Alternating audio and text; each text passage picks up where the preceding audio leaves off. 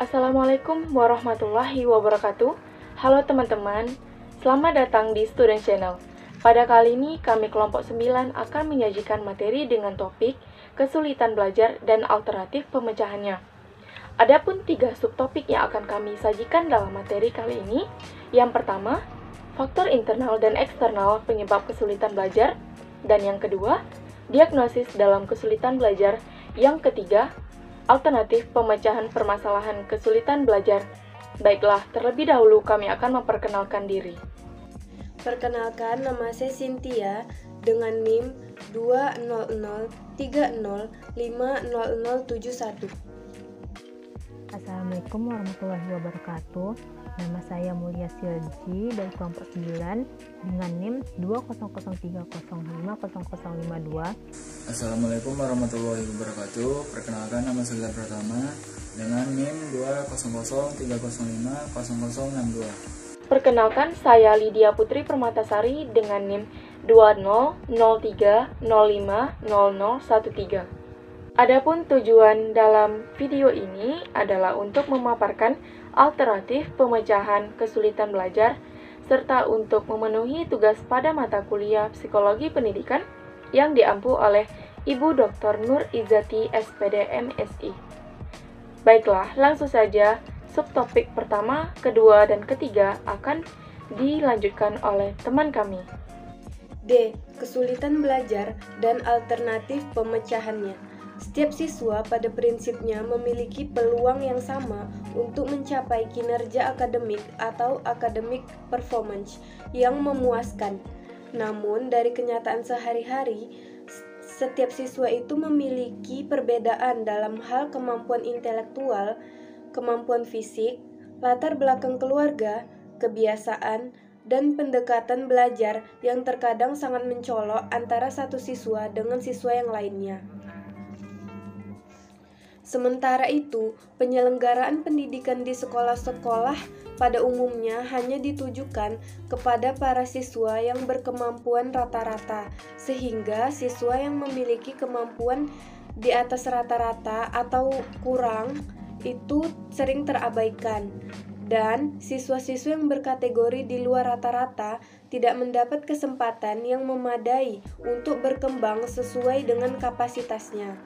Dari sini timbullah apa yang disebut dengan kesulitan belajar atau learning difficulty, yang tidak hanya menimpa siswa berkemampuan rendah saja, tetapi juga dialami oleh siswa berkemampuan tinggi. Selain itu, kesulitan belajar juga dapat dialami oleh siswa yang berkemampuan rata-rata atau normal yang disebabkan oleh faktor-faktor tertentu yang menghambat tercapainya kinerja akademik yang sesuai dengan harapan. 1.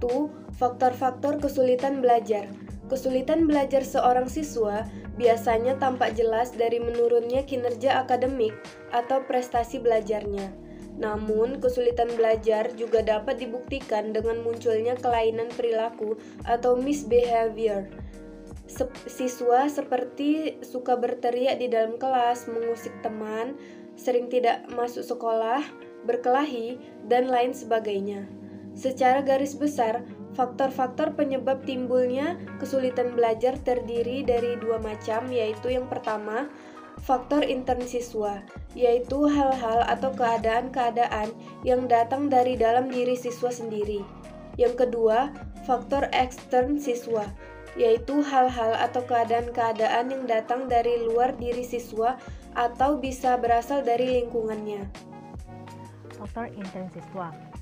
Faktor intern siswa meliputi gangguan atau kemampuan psikofisik siswa, yakni yang bersifat kognitif, ranah cipta, antara lain seperti rendahnya kapasitas intelektual atau inteligensi siswa. Yang kedua, yang bersifat afektif atau ranah rasa, antara lain seperti labilnya emosi dan sikap.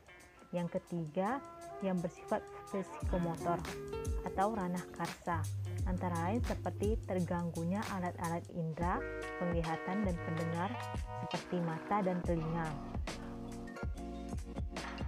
Yang kedua, ada faktor ekstern siswa. Faktor ekstern siswa meliputi semua situasi dan kondisi lingkungan sekitar yang tidak mendukung aktivitas belajar. Faktor ini dapat dibagi menjadi 3 macam. Yang pertama, lingkungan keluarga, contohnya ketidakharmonisan hubungan antara ayah dengan ibu, rendahnya kehidupan ekonomi keluarga.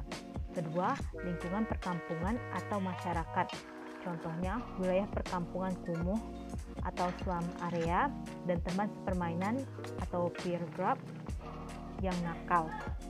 Ketiga, lingkungan sekolah, contohnya kondisi dan letak gedung sekolah yang buruk seperti dekat pasar, kondisi guru serta alat-alat belajar yang berkualitas rendah. Selain faktor-faktor yang bersifat umum di atas, ada pula faktor-faktor lain yang menimbulkan kesulitan belajar siswa. Di antara faktor-faktor yang dapat dipandang sebagai faktor khusus ini ialah sindrom psikologis, berupa learning disability atau ketidakmampuan belajar. Sindrom yang berarti satuan gejala yang muncul sebagai indikator adanya keabnormalan psikis yang menimbulkan kesulitan belajar. Yang pertama ada disleksia, yakni ketidakmampuan belajar membaca. Kedua, disgrafia, yakni ketidakmampuan belajar menulis. Yang ketiga, diskalkulia, yakni ketidakmampuan belajar matematika. Akan tetapi, siswa yang mengalami sindrom di atas secara umum sebenarnya memiliki potensi IQ yang normal. Bahkan di antaranya ada yang memiliki kecerdasan di atas rata-rata. Oleh karenanya, kesulitan belajar siswa yang menderita sindrom-sindrom tadi mungkin hanya disebabkan oleh adanya minimal brain dysfunction, yaitu gangguan ringan pada otak. Sekian materi dari saya, selanjutnya akan dijelaskan oleh Galuh. Jadi pertanyaan saya, dalam faktor-faktor kesulitan belajar, ada yang namanya faktor umum dan faktor khusus. Bisakah Anda jelaskan apa yang Anda pahami dari faktor khusus? 2. Diagnosis kesulitan belajar. Sebelum menetapkan alternatif pemecahan masalah kesulitan belajar, siswa, guru sangat dianjurkan untuk terlebih dahulu melakukan identifikasi, upaya mengenali gejala dengan cermat terhadap fenomena yang menunjukkan kemungkinan adanya kesulitan belajar yang melanda siswa tersebut. Dalam melakukan diagnosis, diperlukan adanya prosedur yang terdiri dari langkah-langkah tertentu. Banyak langkah diagnostik yang dapat ditempuh guru. Antara lain yang cukup terkenal adalah prosedur Wiener dan Senft pada tahun 1982, sebagaimana yang dikutip Wardani pada tahun 1991 sebagai berikut. 1. Melakukan observasi kelas untuk melihat perilaku menyimpang siswa ketika mengikuti pelajaran. 2. Memeriksa penglihatan dan pendengaran siswa khususnya yang diduga mengalami kesulitan belajar. 3. Mewawancarai orang tua atau wali siswa untuk mengetahui hal-hal keluarga yang mungkin menimbulkan kesulitan belajar.